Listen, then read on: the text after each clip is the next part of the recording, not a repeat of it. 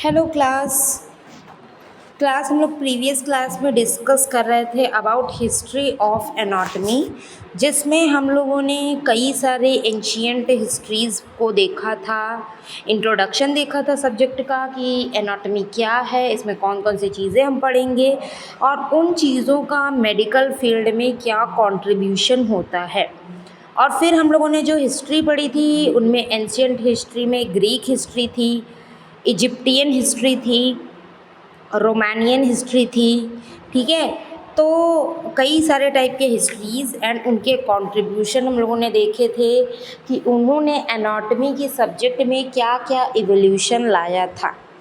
आज की क्लास में हम लोग डिस्कस करेंगे अबाउट मॉडर्न एनाटॉमी, यानी कि जो आज के टाइम पर हम लोग पढ़ रहे हैं, जो अभी आप लोग पढ़ेंगे वो एनाटॉमी, और वो कब से कब तक चल रही है, कौन कौन से साइंटिस्ट ने उसमें अपना कंट्रीब्यूशन दिया था और उसके क्या क्या ब्रांचेज हैं, इसके बारे में हम लोग डिस्कस करेंगे। ठीक है, अब यहाँ पर जो मॉडर्न एनाटॉमी है वो 17th सेंचुरी से स्टार्ट हुई थी, यानी 18th सेंचुरी तक आपकी एंशियंट एनाटॉमी थी। इसके बाद में अब जो है स्टार्ट हुई है वो है मॉडर्न एनाटॉमी, और 17th सेंचुरी से लेकर के प्रेजेंट टाइम तक ये एनाटॉमी चल रही है, ये पढ़ाई जा रही है। ठीक है, अब इसमें क्या है कि इसमें बहुत से ऐसे साइंटिस्ट्स हैं जिन्होंने अपना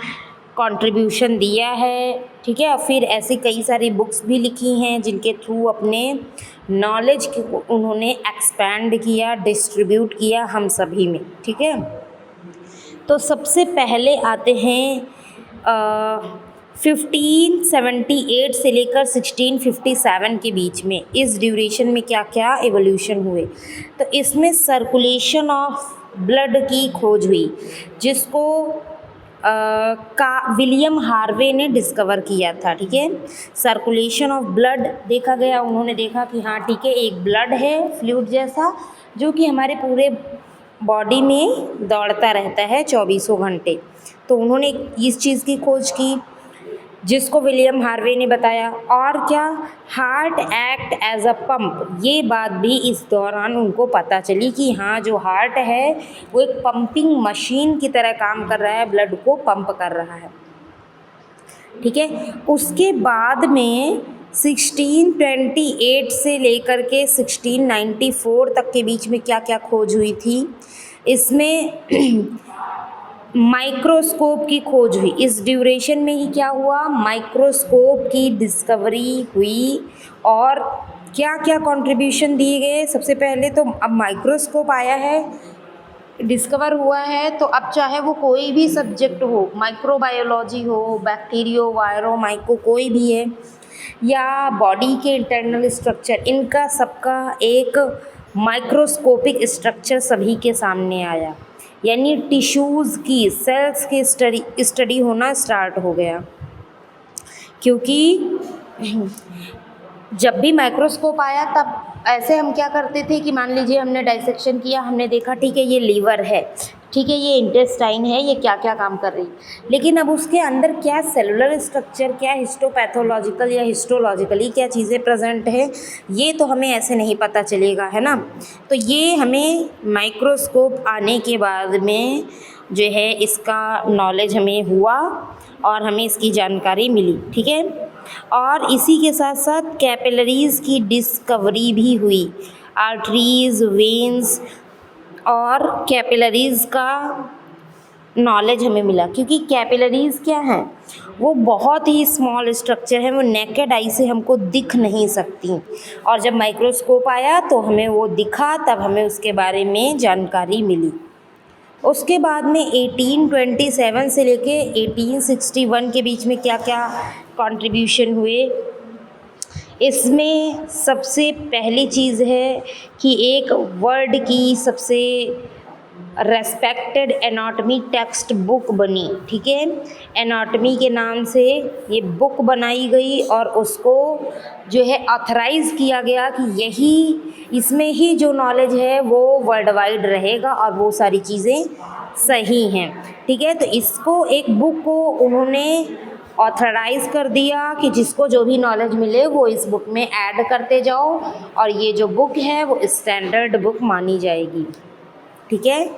उसके बाद ये आपको एक यहाँ पर इमेज दिख रही है, ये इन्हीं को हम बोलते हैं फादर ऑफ मॉडर्न एनाटॉमी। इनका नाम है एंड्रियास वेसालियस, ठीक है। ये फादर ऑफ एनाटॉमी हैं, मॉडर्न फादर ऑफ एनाटॉमी। वैसे क्या हिस्ट्री रही है उसके बारे में हम लोगों ने डिस्कस किया ही था प्रीवियस क्लास में। यहाँ पर मैंने आपको एक और लिस्ट दी है जिसमें आपको अदर कंट्रीब्यूटर्स का पता चलता है। मान लीजिए एंड्रियास वेसालियस जो हैं वो तो फादर ऑफ एनाटॉमी हैं, बट ऐसा नहीं है कि जितनी भी खोजें हुई, जितनी भी डिस्कवरीज हुई हैं वो सारी इन्होंने ही की हैं। और भी बहुत से साइंटिस्ट हैं जिन्होंने अपना कंट्रीब्यूशन दिया है, क्योंकि देखिए कोई भी इवोल्यूशन, कोई भी डेवलपमेंट, कोई भी डिस्कवरी, कुछ भी इवन होता है तो हम उसका क्रेडिट सिर्फ एक लोग को नहीं दे सकते, क्योंकि उनकी होती है पूरी टीम। जैसे आपको पता चलता है कि इन्होंने इसकी खोज की, अब उन्होंने उसकी खोज की, उनका नाम बताया गया, बाकी ऐसा नहीं वो अकेले खोजे, उनकी पूरी टीम रहती है। अब इसी तरह किसी भी सब्जेक्ट का एक जो फादर बताया जा रहा है तो इसमें कोई ज़रूरी नहीं कि उन्होंने सिर्फ अकेले ही अपना सारा कंट्रीब्यूशन दिया होगा, नहीं। इसमें बहुत से ऐसे साइंटिस्ट हैं जिनका नाम यहाँ पर दिया गया है और बहुत से ऐसे भी हैं जिनका नाम यहाँ नहीं है। तो हज़ारों लोग मिलकर के किसी एक सब्जेक्ट को कंट्रीब्यूट करते हैं, तब जा कर के हमें उसकी नॉलेज मिलती है, ठीक है। किसी एक के सहारे से हमको ना तो कोई नॉलेज मिल सकती है और ना ही कोई बहुत ज़्यादा वास्ट फॉर्म में कोई भी जो है चीज़ देखने को मिल सकती है। तो ये थे उनके फादर। मींस फादर तब बोला जाता है जब उन्होंने कोई अच्छा कंट्रीब्यूशन दिया हो या कोई ऐसी खोज की हो जिसने पूरा माइलस्टोन जो है साबित कर दिया। यानी कि एक ऐसी, मान लो पूरा उस टाइम अनजान थे, उन्होंने कुछ ऐसा खोज कर दिया जिसके बारे में जो है अच्छे से नॉलेज मिलना स्टार्ट हुई, तो हमने उसको बोल दिया फादर। बट इसका मीन्स ये नहीं है कि और किसी ने कोई भी कंट्रीब्यूशन नहीं दिया है। तो यहाँ पर लिस्ट है, सबसे पहला लिस्ट में नाम है हिप्पोक्रेट्स का। हिप्पोक्रेट्स कौन है? फादर ऑफ मेडिसिन हैं, ठीक है। इनको फादर ऑफ मेडिसिन बोलते हैं और ये साइंटिफिक ऑब्जर्वेशन इन्होंने किया। इनको फादर ऑफ मेडिसिन इसलिए बोलते हैं क्योंकि इन्होंने बताया सबसे पहले कि जो भी डिजीज़ेस कॉज होती हैं वो टिश्यू लेवल पे और सेलुलर लेवल पे इंजरी कॉज करती हैं, और प्लस उनको बाहर से आने वाली दवाइयों से ट्रीट किया जा सकता है। इस बात को सबसे पहले हिप्पोक्रेट्स ने ही बताया था।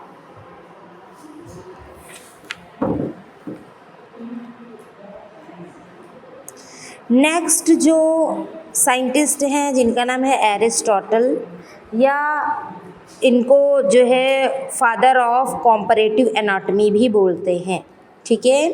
कॉम्परेटिव एनाटॉमी मीन्स इन्होंने कंपैरिजन करके अलग अलग टाइप्स के जो है चीज़ें बताई थी कि एनिमल्स की एनाटॉमी और ह्यूमंस की एनाटॉमी किस तरह से डिफ़र करती है और कितने फॉर्म्स में हम एनिमल्स को बांट सकते हैं।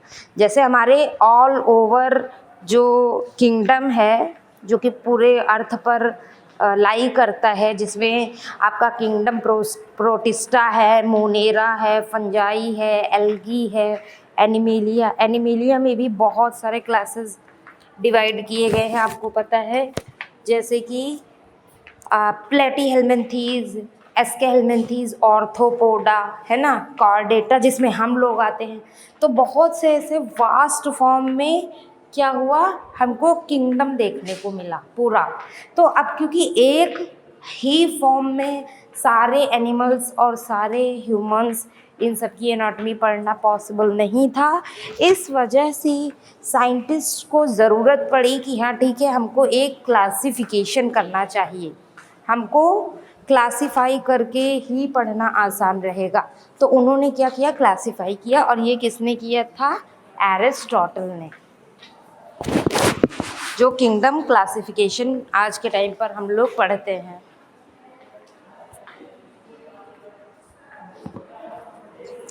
उसके बाद में जो नेक्स्ट साइंटिस्ट हैं वो हैं हेरोफिलस। ठीक है, हेरोफिलस जो साइंटिस्ट हैं उनको फादर ऑफ ह्यूमन एनाटॉमी बोला जाता है, लेकिन मॉडर्न नहीं।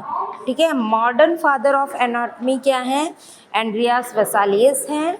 और ये जो जिनको मैं बता रही हूँ ये क्या है, ये एंशियंट टाइम पे थे। ठीक है, हेरोफिलस ये क्या करते थे, इन्होंने क्या किया था, फर्स्ट सिम्टोमेटिक ह्यूमन डाइसेक्शंस किए थे, यानी सिस्टमिक फॉर्म में। यानी कि देखो ऐसे डाइसेक्शन किया, कहीं लीवर आ गया, कहीं ब्रेन आया, कहीं पे आँख आई, कहीं पर ट्रैकिया आया, कहीं पे सब कहीं अलग अलग ऑर्गन्स आए। बट जब भी उन्होंने किया तो एक कोई सिस्टम नहीं था। जितने भी साइंटिस्ट ने डाइसेक्शन किया उसका कोई एक सिस्टम नहीं था कि एक सिस्टम में आपके लंग्स आ रहे हैं, ट्रैकिया, लैरिंग्स, फेरिंग्स आ रहा है तो एक पूरा सिस्टम आए, ऐसा कुछ नहीं था।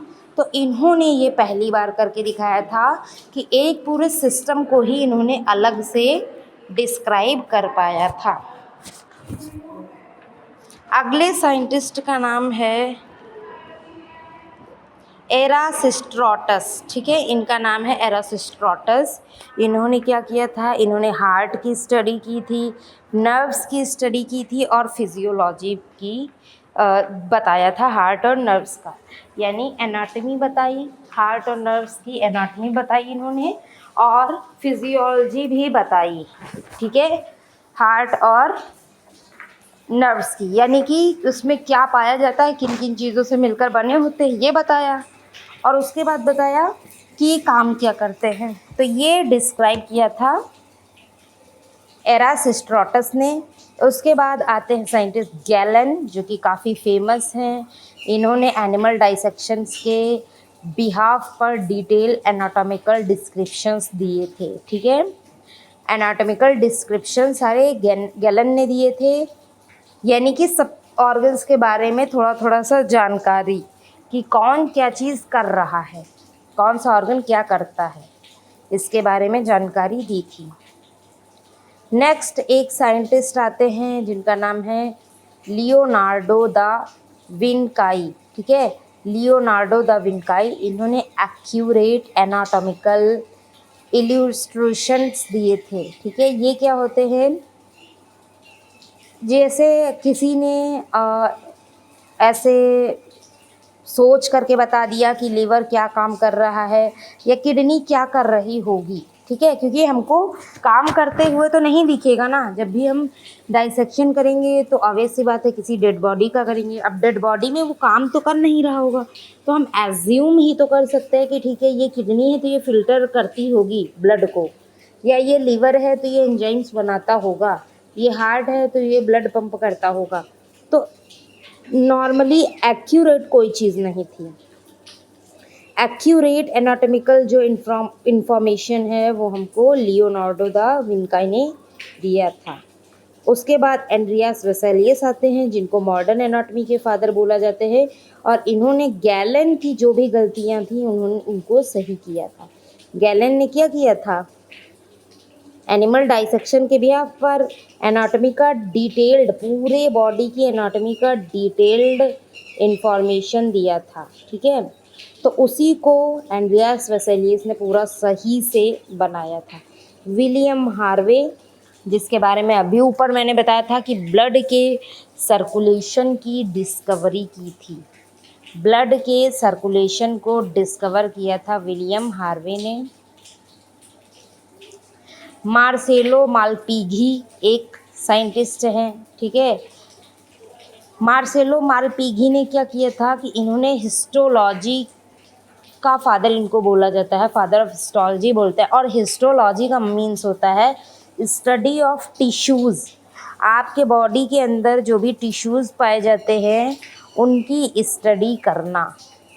तो इनको इसीलिए फादर ऑफ हिस्टोलॉजी बोलते हैं कि इन्होंने डिटेल्ड स्टडी करी थी टिश्यूज़ के बारे में।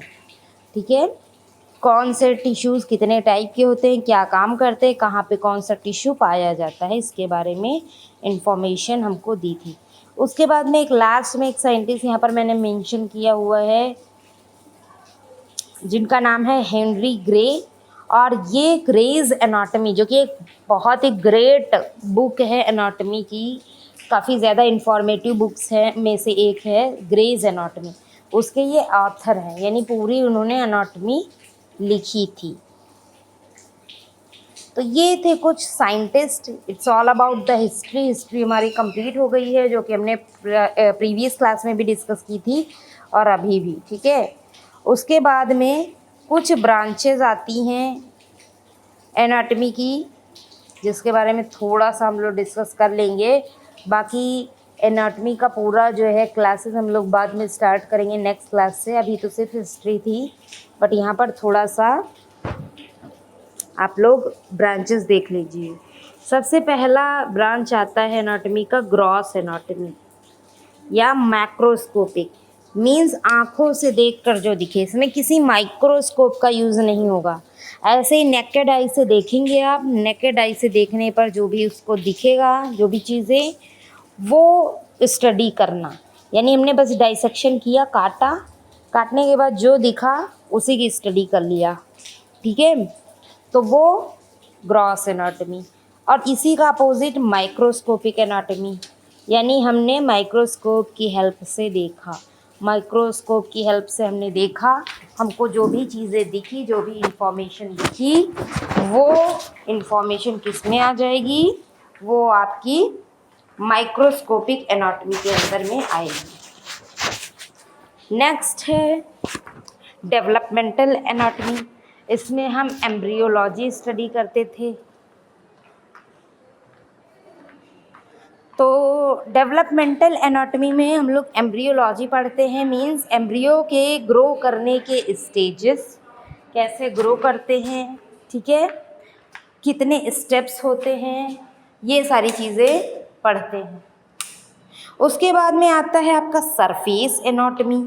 सरफेस एनाटॉमी यानी ऊपर के, बॉडी के ऊपर के स्ट्रक्चर की एनाटॉमी। ठीक है, स्किन है हमारी, स्किन है, हेयर्स हैं, नेल्स हैं, ये सब क्या हैं, ये हमारे आउटर स्ट्रक्चर्स हैं, यानी ऊपर का।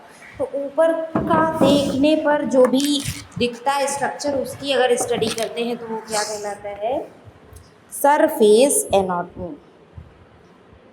उसके बाद में आता है आपका एक और एनाटॉमी रीजनल, यानी रीजन्स के बिहाफ पर। थोरैक्स पढ़ लिया। थोरैक्स का मतलब होता है चेस्ट। अब चेस्ट में जो भी ऑर्गन आएंगे, चेस्ट में आपका हार्ट आएगा, लंग्स आएंगे, ट्रैकिया आएगा, ईसोफेगस आएगा, लैरिंग्स आएंगे, फेरिंग्स आएंगे, फिर हेड आएगा, हेड रीजन।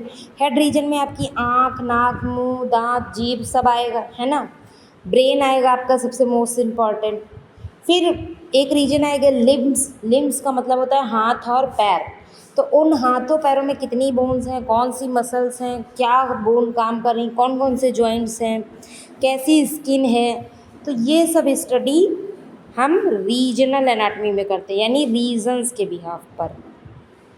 हमारे हाथ के रीजन में क्या क्या है, हमारे पैर के रीजन में क्या है, हमारे एब्डोमेन के रीजन में क्या है, हमारे चेस्ट के रीजन में क्या है, हमारे हेड के रीजन में क्या है, इस तरीके से। फिर आता है सिस्टमिक एनाटॉमी, जो कि हम लोग पढ़ेंगे।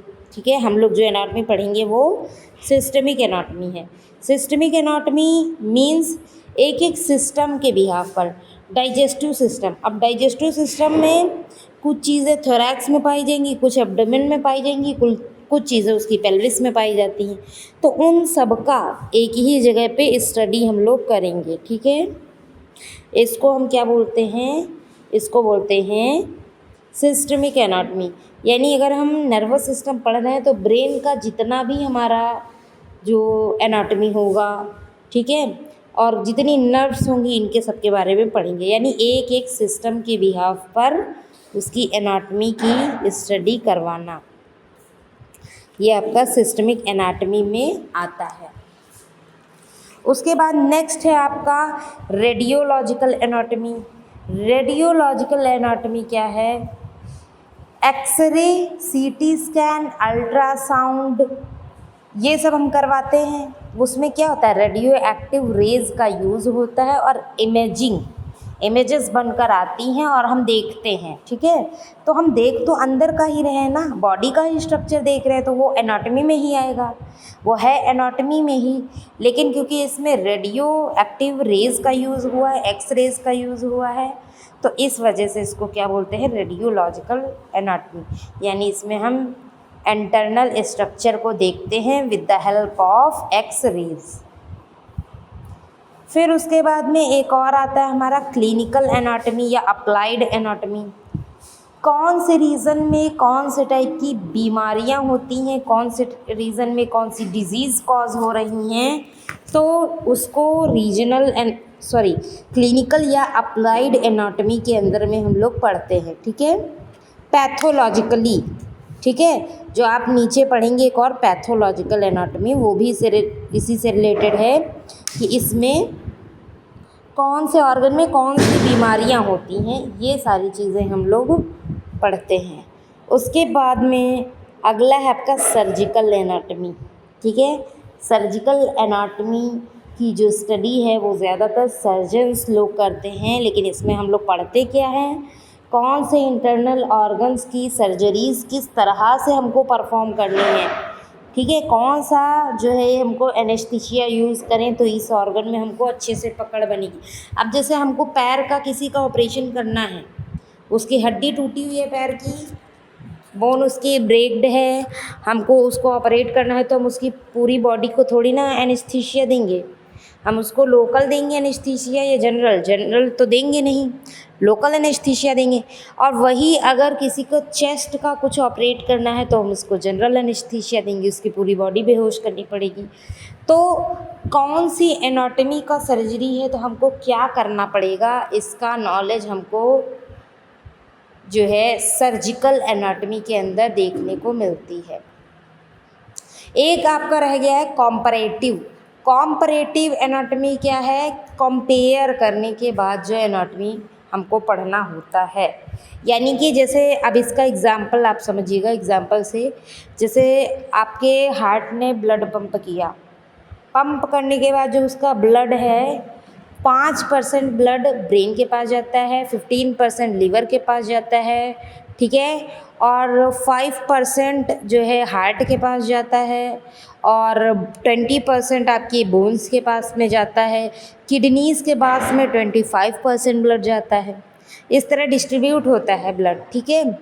तो ये जो डिस्ट्रीब्यूशन हो रहा है तो हम कंपेयर करके देख रहे हैं ना कि किडनी के पास कितना 25% जा रहा है और हार्ट के पास ओनली 5% जा रहा है। तो ये इसको बोलते हैं कंपैरेटिव एनाटॉमी, ठीक है। फिर उसके बाद आती है न्यूरो एनाटॉमी। न्यूरो एनाटॉमी क्या होती है, हमारे नर्वस सिस्टम से रिलेटेड एनाटॉमी, जिसमें हम नर्वस सिस्टम का पूरा स्टडी करते हैं, उसके बारे में जो जानते हैं। तो यानी nervous system in the sense brain, spinal cord, nerves, इन सब की स्टडी करते हैं, which is also known as neuro anatomy. तो these are the branches of anatomy, and we have already discussed about history of anatomy, then branches of anatomy. I hope you understand the lecture. और उसके बाद में हम लोग जो आगे की चीज़ें हैं we will be discussing in the next class. Okay, thank you everyone.